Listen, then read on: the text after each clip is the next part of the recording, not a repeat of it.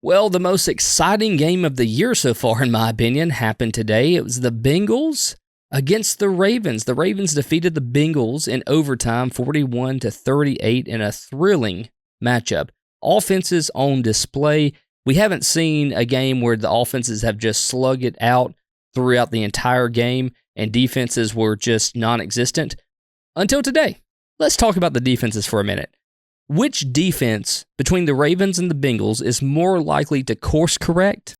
And also, who is it most important for them to do so? I think the answer to both is Baltimore, because I don't think the Bengals defense can course correct. I think they're terrible, and that's just who they are. They can't stop anybody. They don't have the personnel. We talked about this in the offseason when we were previewing the teams and where we thought everybody would end up. We said the Bengals, defensive moves is either really going to pay off or it's not. It could go one of two ways. It's not paying off. We know Lou Anarumo is a great defensive coordinator. He's having to do things he doesn't want to do. He's having to blitz a ton to create any kind of pressure. He's not being able to run his scheme effectively the way he wishes to because he doesn't have the players. Sometimes that's just what it is in football. Sometimes it's not a coaching issue. Sometimes it's not an X's and O issue. Sometimes it just comes down to the personnel and you don't have the guys. And they don't have the guys. That's just it. They're not going to change that. The Bengals season has gone off the rails. They're 1-4. The Cincinnati Bengals are 4-11 against the AFC since the start of last year. So against the teams you have to beat, 4-11. This is a problem far deeper than just 2024. We're just really now seeing it come to light. You saw Joe Burrow in his post-game press conference. He said, "We are not playing championship football." He said, "We are not a championship football team." I respect him.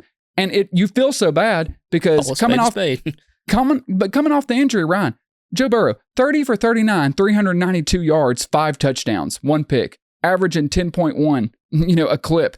He was fantastic. Joe Burrow has been fantastic basically all season. I think he had one choppy game.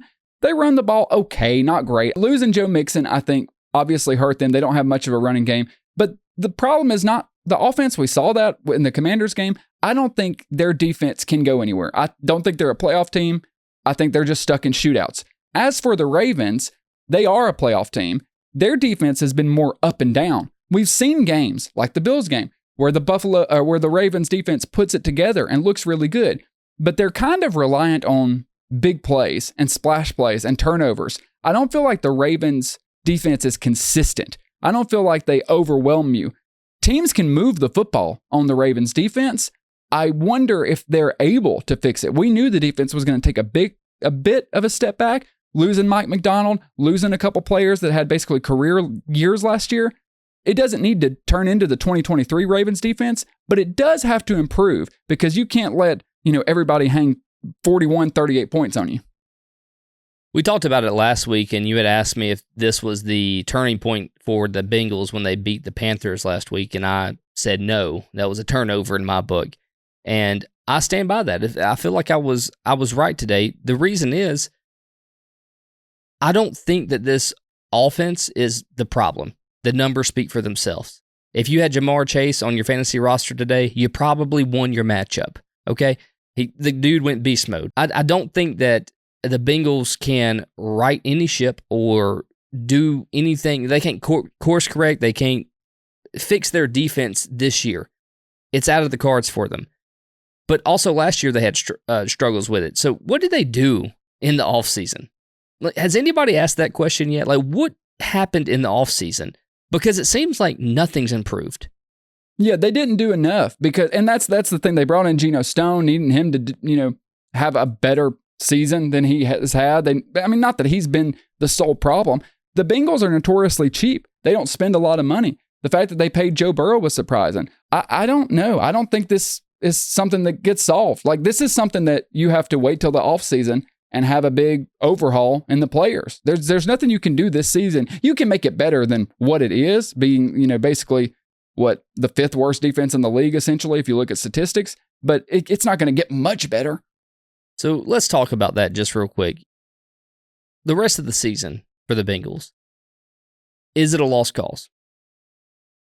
Yeah, I think so. I don't think they're a playoff team. The only defense that allows more points a game than the Bengals is the Carolina Panthers. The Panthers allow 33 points a game. The Bengals allow 29. The Bengals defense is worse than Jacksonville. Just to let that sink in. It's crazy. Rough. If you're ever worse than Jacksonville in anything, you need to fix problems. your life. No, they can't do anything, man. The season's over. Joe Burrow knows it. And they go to play New York at home next week. And, buddy, I got to tell you, the Giants didn't look too bad going against the Seahawks today without their top receiver, Malik Neighbors.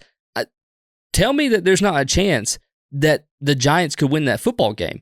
And then after that, you go to the Browns, one of the worst teams in the NFL, a terrible quarterback, and not a great defense either. The Browns' defense is okay, but very disappointing. It's not like we know the Browns to be, right? So the Browns are also a divisional matchup. Do you think that there's any chance that the Bengals finish over 500 this year? Man, it's hard. I mean, when you start 1-4, think about the hole you have to dig out of. No, I don't think so. It wouldn't shock me if they end up finishing one game above 500, but I don't think so, man. I really don't see it happening. It feels like, and at a certain point, like how good Joe Burrow is playing is going to break, because maybe it won't, but it's like he'll end up getting hurt or getting sacked or something's going to happen to where he just can't carry it. It'd be one thing if he was carrying the team and they were winning a couple of these. You know, if they had 2 wins, 3 wins, they have 1, and it was against the Panthers. And it's not like they blew them out. That was a close game. And I'll admit that today, Lamar Jackson did magical things on the field. He did. To extend plays. I understand. But the fact is, you still let them score 41 points on you. That means your defense isn't good. You let a receiver that hadn't done much of anything up until this point go 7 of 12 for over, I think, 100 yards or close to it with Zay Flowers. So your defense is definitely the problem of the team. I've seen this offense improve. I mean, they've scored darn near 30 points almost every game they played this year, except for the Patriots. But, you know, other than that, 25, 33, 34, 38, like they've scored points. So that's not the problem. The problem is the defense. I'm sorry, but Bengals, you don't finish over 500 this year. There, I said it. Yeah, well, I mean, it's not even and a hot they were my take. Super Bowl team. I know. It's just you have to acknowledge the reality of the situation. And I want to even like hedge the bet a little bit just by saying the Bengals were up 10 points. Like they were in a good position to win this game. And then a Burrow interception, like the one mistake he made all day, allowed the Ravens to get back in it. And then on the field goal that, you know, probably would have won the game, the holder messed it up. And then he shanked the field goal. The punter, who was the holder for the field goal, he messed up the snap when he was trying to get it. And then McPherson shanked it. But that's the point. When your defense is that bad, you can't allow for those mistakes. The Bengals only made like 2-3 mistakes all game. You know, usually you can get away with that. When you're giving up this many points, there is no room for error, and it's just not sustainable.